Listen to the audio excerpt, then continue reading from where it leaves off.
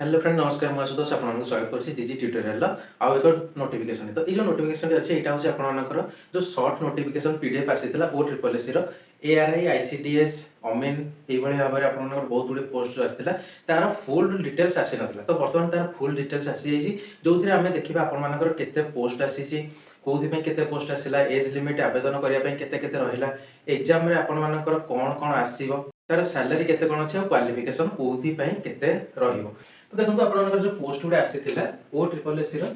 Odisha subordinate staff selection commission O triple S तरफ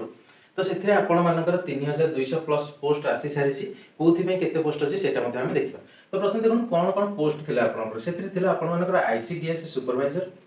village agriculture worker VAW junior assistant जे अमीन RI बा revenue inspector then assistant revenue inspector तापर आपर SFS तो यही भाव में आपर 7टी पोस्ट पोस्ट आसी सारी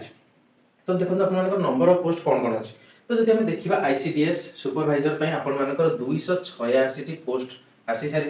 से भाव में VAW विलेज एग्रीकल्चर वर्कर आपर 520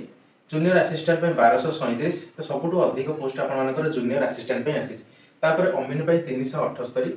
आरआई 165 एआरआई 422 गोटी पोस्ट से भाव में एसएफएस आपर 242 पोस्ट आसी तो ये जो पोस्ट आसी कैटेगरी हिसाब से तो आपर किसी ग्रुप बी आउ ग्रुप सी रो पोस्ट अच्छी तो जो पोस्ट अच्छी तार सैलरी कथा जब आम देखा तार सैलरी स्ट्रक्चर कौन अच्छी तो देखो आपर आईसीडीएस सुपरवाइजर जोटा हूँ आपर गोटे ग्रुप बी रो पोस्ट से आपर सैलरी अच्छी 35,400 रु 1,12,400 तो यहाँ आपर स्केल पे अच्छी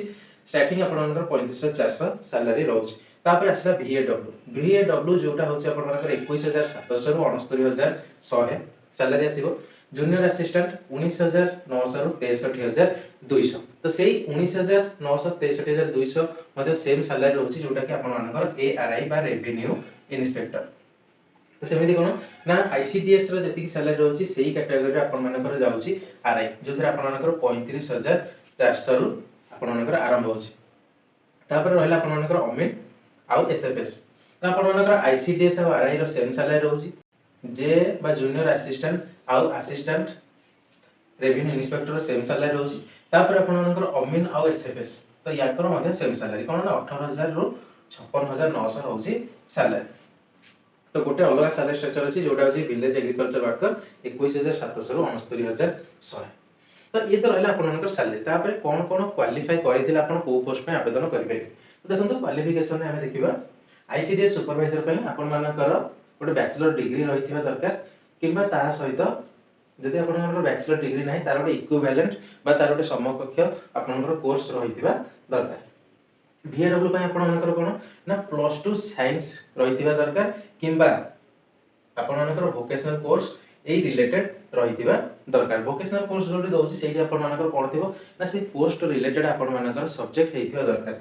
देन तापर हम देखा जे जूनियर असिस्टेंट तो जूनियर असिस्टेंट आपर नॉर्मल अच्छी कौन ना आपण +3 पास कर जेकोसी सब्जेक्ट साइंस हो आर्ट्स हो कॉमर्स हो जेकोसी सब्जेक्ट भी था आपण +3 पास करथे किंतु ता सहित रहउछि आपनकर कंप्यूटर सर्टिफिकेशन गोटे थिबा दरकार बा आपनकर कंप्यूटर कोर्स थिबा दरकार अमीन पई कोन ना 10+2 बा +2 आपण पास करथे किंतु सेटा कोन थिबो को फॉर्मेट रे ना 10 और +2 फॉर्मेट रे थिबो माने आपण 10 पास करथिबे तापर आपण +2 पास करथिबे किंबा आपण माने कोन करथिबे ना डिप्लोमा पास करथिबे ताहाले कोन करि परिबे ना अमीन पई आवेदन करि परिबे तो से सेम जिनस रोचे आपर 10+2 डिप्लोमा रे एआरआई असिस्टेंट रेवेन्यू इंस्पेक्टर 10+2 पास करथिबे डिप्लोमा करथिबे ताहाले आपण कोन करि परिबे ना आरआई में आवेदन करि परिबे आरआई में देखले कोन हो ना आरआई में होचे आपर कोन ना जे कोनसी डिग्री आपण हासिल करथिबे बैचलर डिग्री किंबा तार इक्विवेलेंट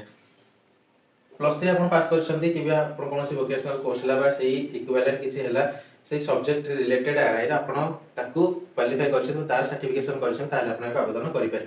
एसएफएस पई आपण मानकर कोन अछि ना नॉर्मल 10+2 तो जदि हम कहबा आपण माने +2 पास करछन्ती ताले आपण कोन ना एसएफएस पई आवेदन करि पारे ये थिला आपण मानकर क्वालिफिकेशन जे को पोस्ट पई आपण कोन पढिथिला आवेदन करि पारे बयस सीमा कोन अछि ना बयस सीमा हमें जो देखिबा आपण किछि पोस्ट 20 रु 42 वर्ष अछि आ किछि पोस्ट 21 रु 42 वर्ष अछि तो देखंतु को पोस्ट पई 20 रु 42 वर्ष केवल आपनकर दुईटी पोस्ट पे 20 रु 42 वर्ष जोटा होची आपनकर आरआई और एआरआई रेवेन्यू इन्स्पेक्टर बा आपनकर आरआई और असिस्टेंट रेवेन्यू इन्स्पेक्टर बा एआरआई पे आपनकर बयस सीमा 20 रु 42 वर्ष हेतिले आपन आवेदन करि पारि। अन्य समस्त वैकेंसी बा पोस्ट पे आपनकर मिनिमम केते ना 21 रु 42 वर्ष हेइथिबा दरकार ताले आपन आवेदन करि पारि। एप्लीकेशन फी कोन ना एथिरे आपन मानकर गोटे पॉलिसी जो अछि एप्लीकेशन फी 500 टका अछि किंतु सेटा कहा को छाड़ी देले ना केवल SC ST PW category candidate मानकु कोनोसी आपनकर आवेदन करिया पे शुल्क नाही बा कोनोसी एप्लीकेशन फीस नाही ताको छाड़ी देले बाकी जनरल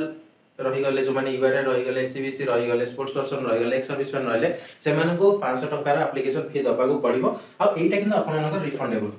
एटा आपन माने पुनी फेरस्त पाई परिबे किंतु सेति पे कोन करिया को पड़िबो आपन मानकु ना जदी आपन माने एग्जाम दउछंती आ एग्जाम रे आपन मानकर अटेंडेंस काउंट होची ताहाले जाई आपन ए 500 टका रिफंड आपनको बैंक अकाउंट रे पाई पारि। तो यार आवेदन प्रक्रिया जो पूर्व नोटिस रे आसीथिला जे डिसेंबर एंड रु आरंभ होची सेटा होउनी सेटा घुंची जाईची केबे 7 जनवरी को घुंची जाईची आपनकर 7/1/2026 रु आवेदन प्रक्रिया आरंभ होची ऑनलाइन अप्लाई करिया पय जोटा चलियो आपनकर 31/1/2026 तो आपण आवेदन करिया पय चाहिले 7 जनवरी 2026 रु 31 जनवरी 2026 तिर आवेदन करि परिबे। एटा थिला आपनकर बेसिक इन्फॉर्मेशन जहा जहा पोस्ट आपनकर आसी तापर रहउछ आपनकर सिलेक्शन प्रोसेस एटा त आपण आवेदन करिया पय एती जिंस जानिया दरकार ए आवेदन कर साला पर आपनकर जो सिलेक्शन प्रोसेस रहबो सेतिरे कोन अछि ना सिलेक्शन प्रोसेस रे जेहेतु एटा आपण मानकर गोटे कंप्यूटर बेस्ड टेस्ट अछि बा आपण मानको ऑनलाइन एग्जाम दवा को पड़िबो सेति में आपनकर टेस्ट कंप्यूटर माध्यम रे हबो तो से जो कंप्यूटर रे प्रथम कोन माने आपण मानकर रिटन टेस्ट हबो रिटन टेस्ट हेई सारिला परे जेति कि आपण मानकर पोस्ट अछि तो सेही पोस्ट रो मिनिमम 3 गुण हिसाब रे आपण मानकर प्रैक्टिकल स्किल टेस्ट पई पिला को सिलेक्शन करा जिवो। तो दुईटी स्टेज रहउछ आपण मानकर एग्जाम रो गोटे होची स्टेज 1 रिटन टेस्ट आउ stage 2 practical skill test in computer skill तो कंप्यूटर रो केवल आपण मानकर स्किल टेस्ट करा जिवो। तो ए जो आपण मानकर सिलेक्शन प्रोसेस रहिला स्टेज 1 स्टेज 2 सेटा आपण मानकर कोन कोन आसीबो सब्जेक्ट कोन आसीबो सिलेबस कोन आसीबो केते मार्क रो एग्जाम आसीबो कंप्यूटर स्किल टेस्ट आपण कोन करियो पड़िबो तो सेटा को हमें आ गोटे अलग वीडियो डिस्कशन करिया तो सेटा देखिया में चैनल सब्सक्राइब कर दियंतु। आज रो जो वीडियो टी केमति लागिला निश्चित भाବରେ कमेंट सेक्शन में जणाइबा आशा करछि भलो लागिथिबो जदि भलो लागिछि चैनल को लाइक कर दियंतु सब्सक्राइब करंतु आ समस्त सहित शेयर कर दियंतु।